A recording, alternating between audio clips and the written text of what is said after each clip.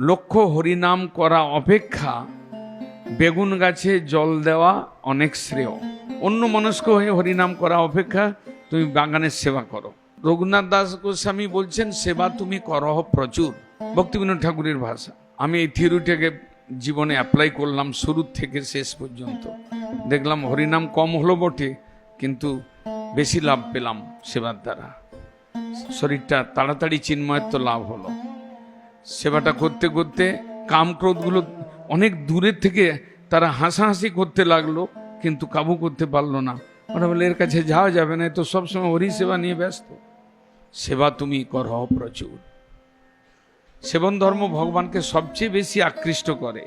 হরিনাম জপ করলে ভগবান খুশি হন, কিন্তু সেবা করলে প্রীতি দিয়ে তার থেকে কোটি গুণ খুশি হন ভগবান।